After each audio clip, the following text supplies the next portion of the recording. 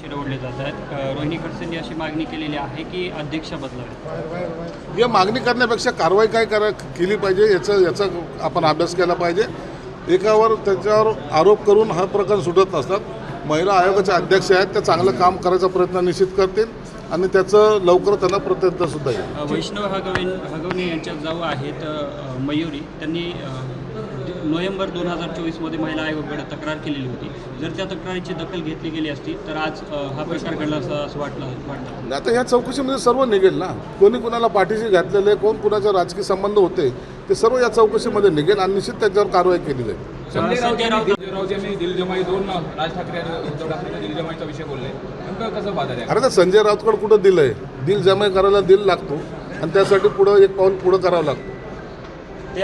प्रेमात पडण्यासारखं प्रकार नाही आहे तो. त्यासाठी बोलणी करावी लागते, जाऊन भेटावं लागतं किंवा एकमेकांना त्यांच्याशी भेट घ्यावी लागते. हे फक्त न्यूज देण्यापुरतं मर्यादित आहेत आणि यांचे कुठेही युती होणार नाही. यांना युती होऊ नये हेच संजय राऊतचे प्रयत्न आहेत. नाही, कोणतीही तक्रार असेल त्याला चिल्लर समजता कामा नये. मला वाटतं त्याला गांभीर्याने घेतलं पाहिजे. तुम्ही देशमुख कुटुंबियांची भेट घेतलेली होती, मात्र त्याच प्रकरणावरून आता असं चर्चा सुरू झाली आहे की ते प्रकरण मॅनेज झालं आहे, वेगवेगळ्या प्रकारे चर्चा होत आहे. असं कोणतंही प्रकरण मॅनेज होत नसतं आणि त्याच्यावर सगळा महाराष्ट्राचं नाही देशाचं लक्ष आहे. म्हणून अशा प्रकरणामध्ये कोणी मॅनेज होत नाही आणि होणार नाही. आता बीड जिल्ह्यातली जी काय 70 लाखाचा निधी वळवण्यात आला आहे, तसा आदेश काल निघाला आहे. याकडे कसं बघतो लाडकी बहीण योजनेसाठी? आदिवासी विभागाचा मी मंत्री असल्यामुळे त्याची मला माहिती नाही आहे, परंतु याचं उत्तर ते आदिवासी विभागाचे मंत्री जे आहेत त्यांनी दिलं पाहिजे अशी अपेक्षा आहे.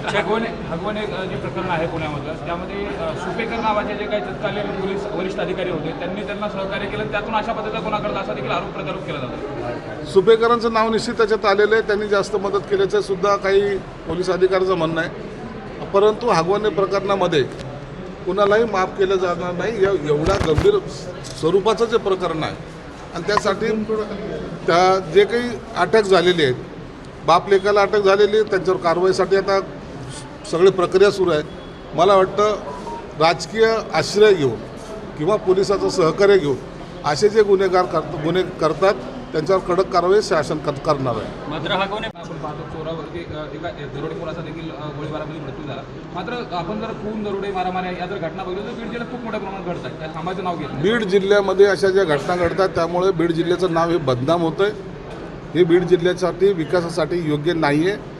परंतु एक बाब निश्चित सांगावीशी वाटते की या ठिकाणचे SP नवनीत जे आहेत ते अत्यंत चांगलं काम करत आहेत. त्यांनी जे काही माझ्याकडे जी काही माहिती दिलेली ती जर पाहिली तर कधी नव्हे तेवढ्या कारवाया मला वाटतं पोलीस अधीक्षकांनी केलेल्या आहेत आणि त्याचा परिणाम सगळीकडे जाणवतो आहे. दर शनिवारी त्या पोलीस स्टेशनमध्ये तक्रारी घेण्यासाठी आणि सोडवण्यासाठी एक कक्ष त्याने स्थापन केला आहे. SP ऑफिसमध्ये जे स्वतः त्या ठिकाणी बसतात ते 4 ते 6 ते स्वतःच बसलेले असतात.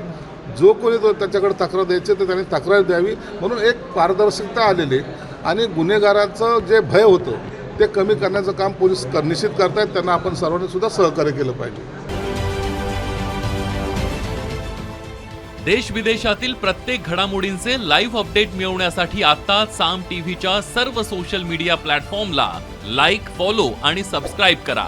तसंच सर्व नोटिफिकेशनसाठी बेल आयकॉन प्रेस करायला विसरू नका.